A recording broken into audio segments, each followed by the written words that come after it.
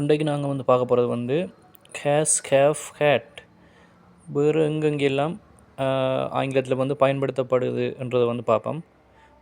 அதில் வந்து முதலாவது ஹேஸ் ஹேவ் வந்து ப்ரெசண்ட், அதாவது வந்து நிகழ்கால இது சொற்களில் வந்து பயன்படுது. ஹேட் வந்து ஃபாஸ்ட், அதாவது இறந்த காலம் பற்றி குறிப்பிடும்போது வந்து ஹேட் யூஸ் பண்ணி சொல்கிறேன். அதுலேயும் வந்து ஹேஸ் என்று சொல்லிக்க உங்களுக்கு தெரியும் சிங்கியுலர், அதாவது ஒருமையில் வந்து பயன்படுத்தப்படும். ஹேவ் வந்து ஃப்ளூரலுக்கு பயன்படுத்தப்படும், அதாவது பன்மைக்கு. ஹேட் வந்து சிங்கியுலர் ஃப்ளூரல் ரெண்டுக்குமே வந்து நாங்கள் வசனம் அமைக்க ஹேடை யூஸ் பண்ணி தான் வந்து அமைப்போம்.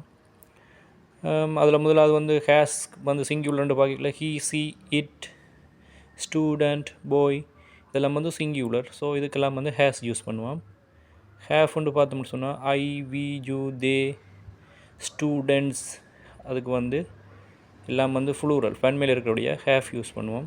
ஹேடுக்கு வந்து சிங்கியுலர் அண்ட் ஃப்ளூரல் ரெண்டுக்குமே வந்து ஹேட் தான் நாங்கள் வந்து இறந்த காலத்தில் யூஸ் பண்ண போகிறோம்.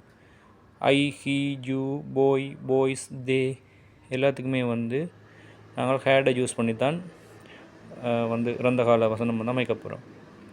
இதில் முதலாவது வந்து நாங்கள் ஹேஸுக்கு எக்ஸாம்பிள் பார்த்தோம்னு சொன்னால் ஹீ ஹேஸ் டேக்கன், அவர் எடுத்து விட்டார்.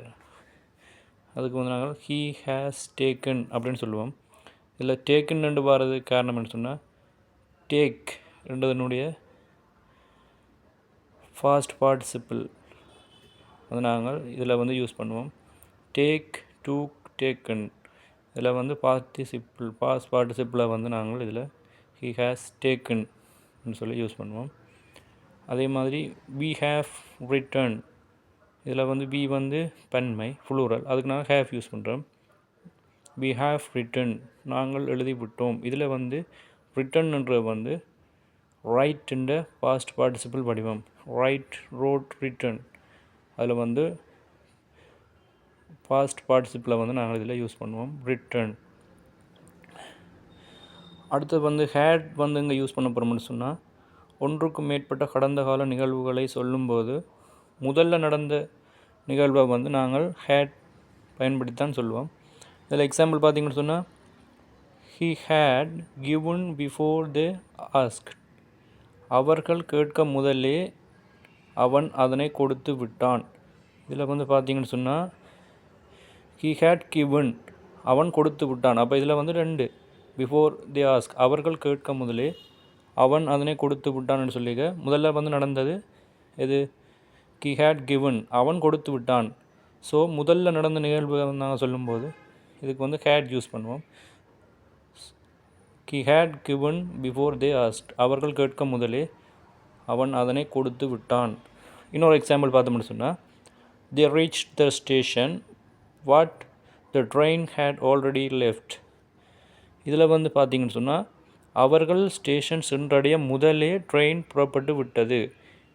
இதில் பாருங்க, ட்ரெயின் புறப்பட்டது தான் முதலாவது நடந்த விஷயம். So the train had already left. அப்போ இதில் பாருங்க முதலாவது நடந்த விஷயம் வந்து இதுதான், ட்ரெயின் வந்து புறப்பட்டு விட்டது. தி ரீச் த ஸ்டேஷன், அவர்கள் ஸ்டேஷன் அது ரயில்வே ஸ்டேஷனை வந்து சென்றடைய முதலே ட்ரெயின் வந்து புறப்பட்டு விட்டது. ஸோ முதலாவது நடந்த விஷயத்துக்கு நாங்கள் பார்த்தீங்கன்னு சொன்னால் ஹேடை யூஸ் பண்ணுறோம். The train had already left, train புறப்பட்டு விட்டது அவர்கள் ஸ்டேஷனை சென்றடைய முதலே. ஸோ இப்படி வந்து ஹேஸ் ஹேவ் ஹேட் இந்த பயன்களை வந்து நாங்கள் ஆங்கிலத்தில் வந்து பயன்படுத்தி கொள்ள